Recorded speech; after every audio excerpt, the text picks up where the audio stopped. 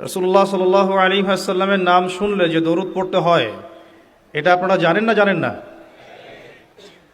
নবী সাল্লাল্লাহু আলাইহি ওয়াসাল্লাম সবচেয়ে কৃপণ সেই ব্যক্তিকে বলেছেন, যেই ব্যক্তির সামনে আল্লাহর রাসূলের নাম উচ্চারিত হয় কিন্তু তার নাম শুনেও সে দরুদ পাঠ করে না।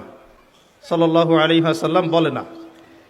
অন্য একটি হাদিসে নবী সাল্লাল্লাহু আলাইহি ওয়াসাল্লাম বদদোয়া করেছেন সেই ব্যক্তির জন্যে, সেই ব্যক্তি ধ্বংস হোক এমন বদদোয়া করেছেন যার সামনে আল্লাহর রাসূলের নাম উচ্চারিত হয়েছে কিন্তু সে নাম শুনেও দরুদ পাঠ করে নাই।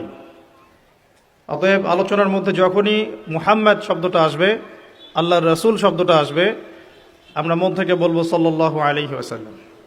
কি বলবো? এগুলো এখনকার জেনারেশনের জানা থাকবে না, এটাই স্বাভাবিক। যেভাবে দিন দিন শিক্ষা থেকে ইসলামকে বর্জন করার নীতি শুরু হয়েছে,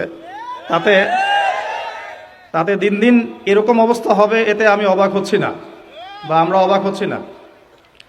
এভাবে চলতে থাকলে আগামী 10 বছরে এমন একটা প্রজন্ম আসবে যারা অজু করার শিক্ষাটাও প্রাতিষ্ঠানিকভাবে পাবে না। আমার ধারণা, এখন যদি আমরা জিজ্ঞাসা করি ইউনিভার্সিটি ফারেক অর্থাৎ অনার্স মাস্টার্স পাশ করেছেন এমন মানুষদের তালিকা করে যদি আমরা জিজ্ঞাসা করি, একটা শুমারি করি যে তাদের মধ্যে কত পার্সেন্ট মানুষ বিশুদ্ধ করে কোরআন তেলাওয়াত করতে পারেন, আমার ধারণা 10%-এর বেশি পারবেন না। আপনি মাস্টার্স পাশ করা মানুষদের একটা তালিকা তৈরি করেন, করে একটা শুমারি করেন, কোরআন শুমারি। কি শুমারি করে দেখেন কত পার্সেন্ট মানুষ বিশুদ্ধ করে কোরআন তেলাওয়াত করতে জানে। অথচ মাস্টার্স পাশ করতে আপনার জীবনের প্রায় 25 বছর চলে গেছে।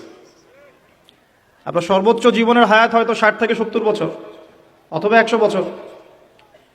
এই যদি হয় অবস্থা শিক্ষার, তাহলে ইহুদি খ্রিস্টানদের মার বেশি দিন বাকি নাই। আল্লাহ সুবহানাহু ওয়া তাআলার গজব আসতেও বেশি বাকি আছে বলে মনে হচ্ছে না।